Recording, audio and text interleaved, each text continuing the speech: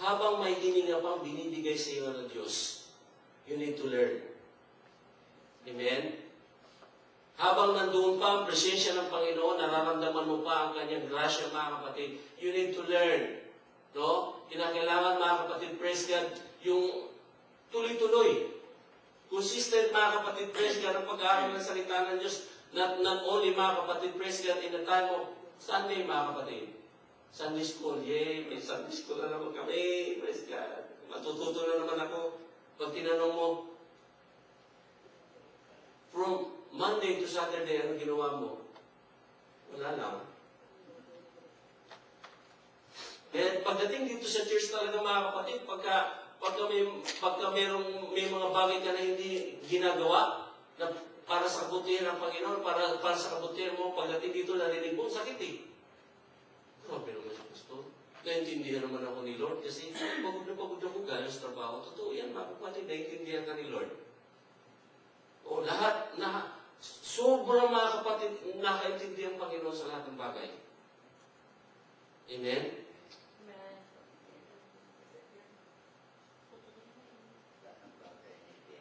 Yeah, iniintindihan. Tango tayo ng tango, mga kapatid, praise God. Amen. Your faith can increase as your scriptural knowledge increases. Amen. As you study the Bible regularly, sabi ito, mga kapatid. Amen. Tama ako, mga kapatid. As you study the Bible regularly and become more acquainted with its teaching, your faith will blossom. Amen. Praise God. Ano sabi doon? Regularly. Ano sa Tagalog yun? Regular. Yung okay na nagsabi niya, ha? Oo, hindi ako makakapatid. Praise God. No? Makapagtago kayo sa pastor, mga kapatid. Makapagtago kayo sa mga leader sa Diyos, hindi. Amen? Narinig ng Diyos yan, mga kapatid, araw-araw. Hindi kami magsasawang magsabi rito araw-araw. Araw-araw. Amen. No? Kaya may kantang mga kapatid, eh. Araw-araw, gabi-gabi. Ano sunod doon? Ay naghihintay. Oo, di ba? Brother Greg, alam mo yung kanta na yan? Buti mo na, hindi mo alam yung kanta na yun. Praise God. No, araw-araw, gabi-gabi. Mga kapatid, praise God. No, kinakailangan, lagi natin, mga kapatid, sariwain ang salita ng Diyos. Para yung ating pananampalataya lalong lumakas, mga kapatid. Maliit na problema lang, dinadaw na tayo eh. No? Di ba? Niwala kayo doon? Maliit na problema lang, dinadaw ka na. Kasi wala ka pananampalataya eh. Hindi nyo ba alam, mga kapatid, praise God, lumalakas ang pananampalataya mo until hanggat, mga kapatid, praise God, nag-aaral ka ng salita ng Diyos. Amen ako dyan. Amen. Alright. Praise God. Amen. Talaga. Hallelujah. Now, after giving yourself to the Bible study, ito na, mga kapatid. Now, listen carefully. Amen. After giving yourself to Bible study, realize that faith cannot exist alone in your thinking. Faith must revive ultimately in the power of God, not the wisdom of man. Ibig sabihin, mga kapatid, mahalaga pala na lagi kang mati ng Bible study. That's right. Amen. Praise God. Hindi pala, mga kapatid, makakahadlang, mga kapatid, na pagod tayo sa trabaho, mga kapatid. Hindi pala makakahadlang, mga kapatid, dahil merong marami tayong ginagawa, mga kapatid, praise God. Ang pinakamahalaga para dito, mga kapatid, na magkaroon ng pundasyon ng ating pananampalataya sa pamamagitan ng kanyang salita. Amen. Amen. Now, ang Bible study pala, mga kapatid, is very important in our life. Kaya minsan, pag may mga situation sa buhay mo, dahil sa kulang ka sa salita ng Diyos, nangihina ka kagad. Oh, thank you, Lord. Salamat, Panginoon, sa wisdom. Amen. Kaya kung hindi ka umaatin ng Bible study, kinakailangan umatin ka na. Para yung pananampalataya ng mga kapatid, magkaroon ng kalakasan. Malinaw ba yun? Amen?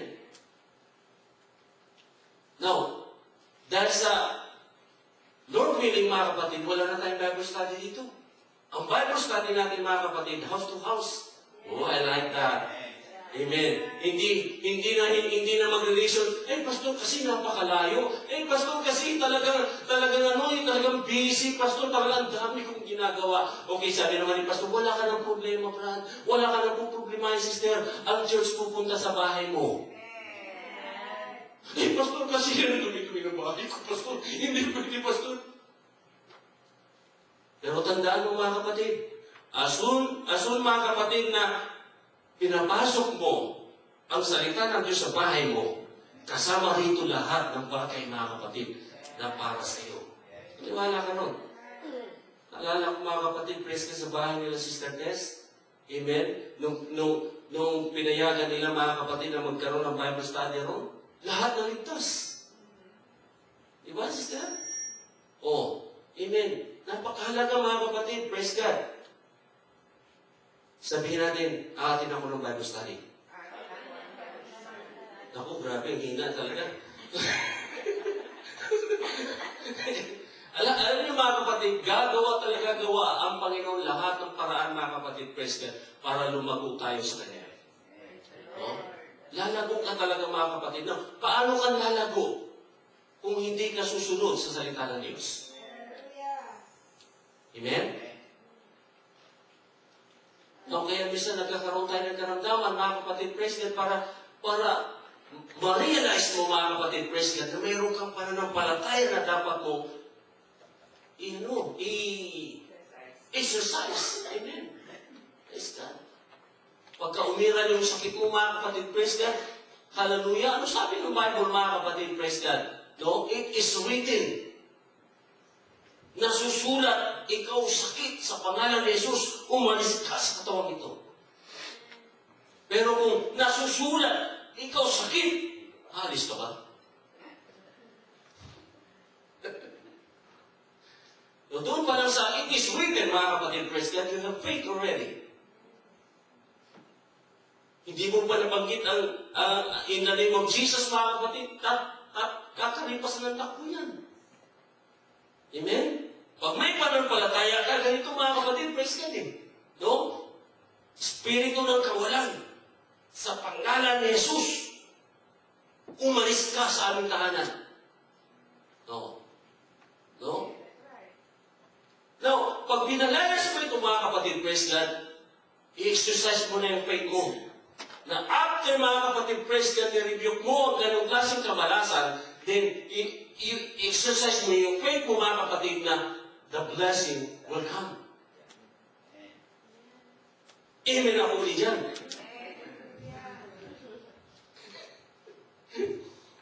Amen. Praise God. O kung kayo nagtuturo, dito nakakatawa, mga kapatid. I-itsura niyo, mga kapatid. Yung iba ko question mo. Then next time, mga kapatid, maglalagay ako ng video rito.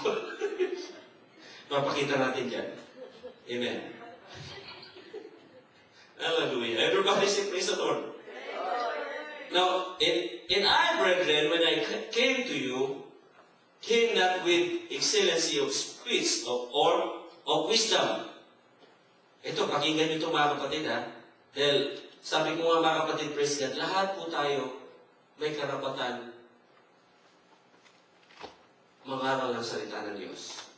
Not only the pastors, mga kapatid, o ministers, mga kapatid. Declaring unto you the testimony of God, for I determined not to know anything among you save Jesus Christ and Him crucified. And I was with you in a witness.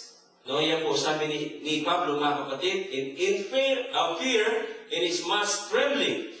In my speech, in my preaching was not with enticing words of man's wisdom, but in demonstration of the Spirit and of